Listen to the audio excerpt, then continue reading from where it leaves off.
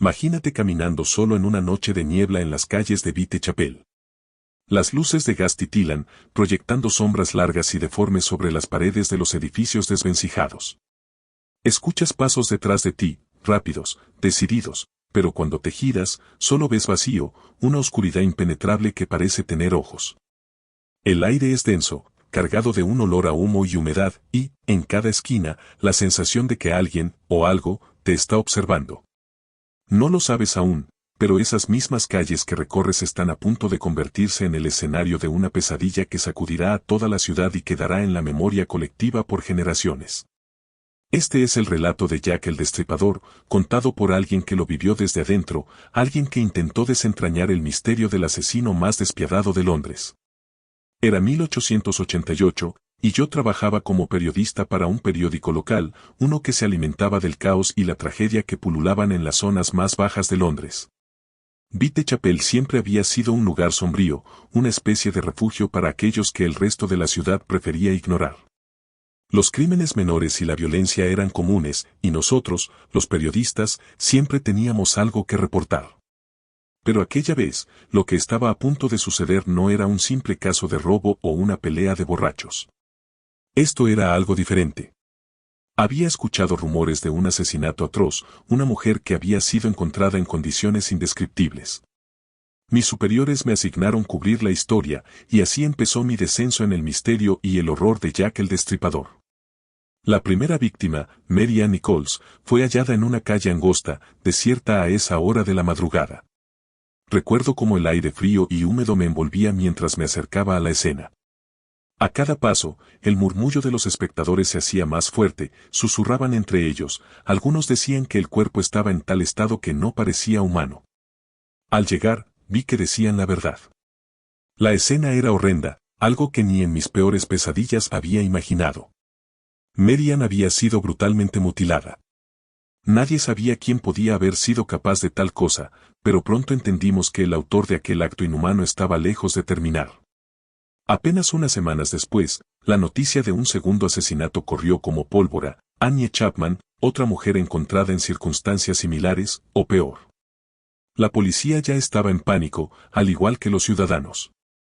Yo había cubierto crímenes antes, pero nada me había preparado para lo que vi cuando llegué al lugar. El cuerpo de Annie estaba aún más desfigurado que el de Mary Ann. El asesino parecía actuar con una precisión enfermiza, como si supiera exactamente dónde y cómo cortar.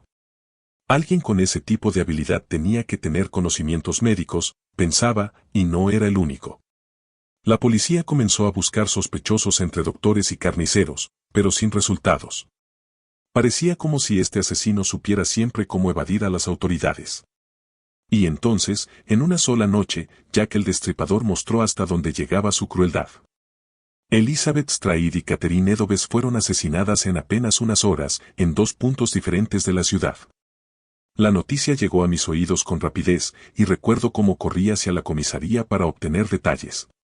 Nadie podía entender cómo había logrado moverse de un lugar a otro sin ser visto, cómo alguien podía matar con tanta velocidad y precisión, y luego desaparecer sin dejar rastro. Era como si Londres entera se hubiera convertido en su campo de caza. La policía encontró un mensaje en tiza cerca de la escena del crimen: los judíos no serán culpables de nada. La policía, temerosa de que las palabras desataran revueltas, lo borró antes de que muchos lo vieran. Pero ese mensaje, esa firma anónima, solo aumentaba la sensación de que el asesino estaba jugando con nosotros, manipulándonos a su antojo. Y entonces, recibimos la carta. Una carta firmada por el propio asesino, quien se hacía llamar Jack el Destripador.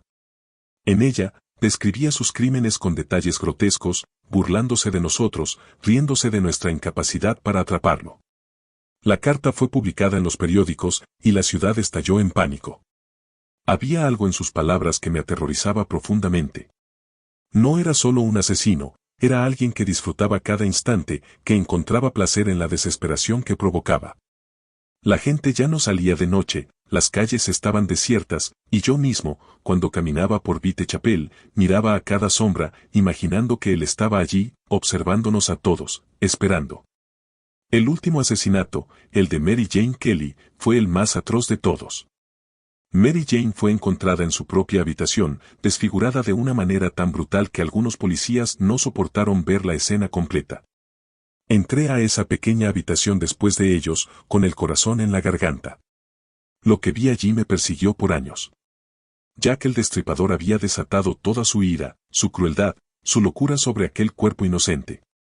Era como si hubiese querido dejar un mensaje final, una advertencia de lo que era capaz de hacer. Después de Mary Jane, no hubo más crímenes, ni más cartas. Jack desapareció en la niebla de Londres, dejando solo el eco de sus actos y el miedo arraigado en el corazón de cada ciudadano. Años han pasado desde aquella serie de asesinatos, pero aún recuerdo cada detalle, cada rostro de las personas aterradas, cada calle oscura que recorrí mientras intentaba desentrañar el misterio. La identidad de Jack el Destripador sigue siendo un enigma, y quizás lo seguirá siendo para siempre. Pero sus crímenes cambiaron Londres, y nos cambiaron a todos los que estuvimos allí para vivirlo. Él sigue siendo un fantasma en estas calles, un recuerdo constante de la oscuridad que puede habitar en el alma humana. Y así concluye esta historia, amigos. Un relato sobre un monstruo real que acechó en las sombras, jugando con el miedo de una ciudad entera. Si te ha atrapado este relato y quieres escuchar más historias sobre crímenes, misterios y los secretos más oscuros de la historia, no olvides darle like y suscribirte al canal. Nos vemos en el próximo caso.